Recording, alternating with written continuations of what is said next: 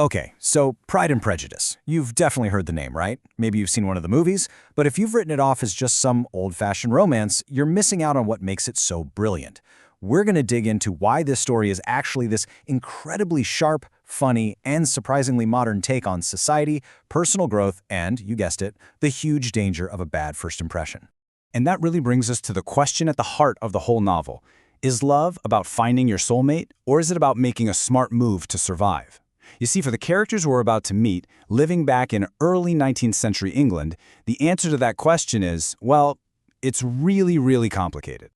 So let's paint a picture of their world. For the Bennet family, the stakes are just unbelievably high. This isn't about fairy tale weddings. For the women in this story, a good marriage was basically their only career path. It was a strategy, a necessity that would decide their entire future, financially and socially.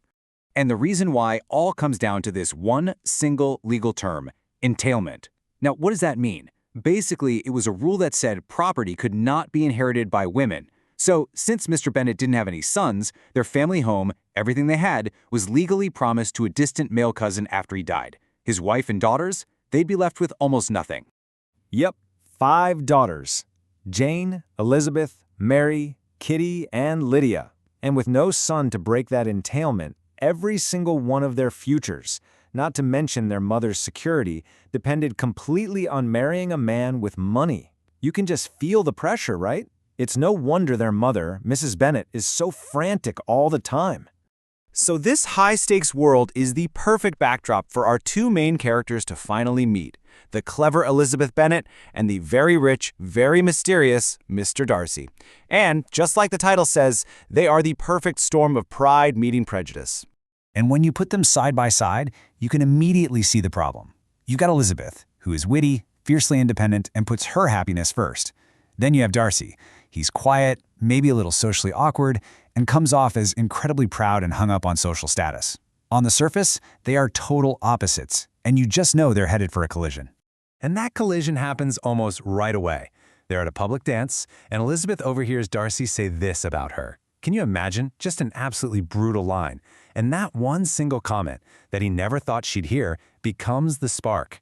In her mind, his pride is confirmed, and her prejudice against him is officially locked in. And it doesn't take long for that prejudice to get some backup. In walks Mr. Wickham, a super charming soldier who spins this perfectly believable but totally false sob story about how Darcy wronged him. And because it's exactly what Elizabeth already thinks of Darcy, she buys it, hook, line, and sinker. No questions asked. Her judgment is set. So with all of this simmering under the surface, his secret admiration for her, and her very open dislike of him, we get to the first huge turning point in the story. It's one of the most famously disastrous marriage proposals in the history of literature. I mean, this scene is just the climax of their whole conflict. Darcy, completely blinded by his pride, tells her he loves her against his better judgment and then insults her entire family. And Elizabeth, running purely on her prejudice, just lets him have it. She accuses him of everything, of being arrogant, of wrecking her sister's chance at happiness, and, of course, of ruining Mr. Wickham. At this point, they're both at their worst, totally unable to see the truth. But you know what? The absolute train wreck of that proposal actually forces them both to do something they've never really done before. Take a hard look at themselves. This moment of total conflict is actually what kicks off their transformation, and it all starts with one very important letter. After she rejects him, Darcy writes Elizabeth a letter. And it's not an "I'm sorry" letter, it's a "here are the facts" letter. He lays out the whole truth, that Wickham is a complete liar who even tried to run off with his teenage sister for her money. He also admits that, yeah, he did separate her sister Jane from his friend Bingley, but he did it because he genuinely thought she didn't love him. For Elizabeth, this letter is a bombshell. It completely shatters her confidence and forces her to realize that her own judgment, the thing she was so proud of, was dead wrong. And their growth from here on out isn't just in their heads. They prove it with their actions.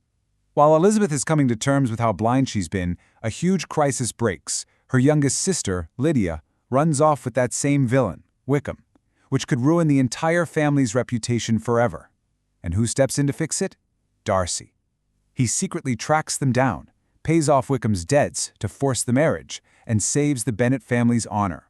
He does it all without wanting any credit, showing his true character at last.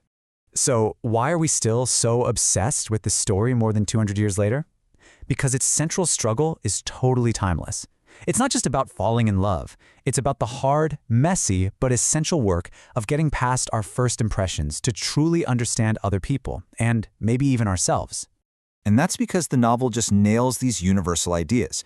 The danger of our own egos and snap judgments, the absolute necessity of growing as a person, the powerful walls that social class can build, and that constant struggle between how things look and how they really are. Ultimately, it keeps asking us, what does it actually mean to be a good person? And this, right here, is why the happy ending is so powerful. It feels earned. They don't just magically fall in love. They have to overcome their own flaws. They grow, they change, and they become better people. People who are finally truly worthy of each other. So it leaves us with a really powerful question to think about in our own lives. We all make snap judgments every single day. So what first impressions, what little bits of pride or prejudice might be shaping your story right now? Maybe the biggest lesson from the whole book is a simple one.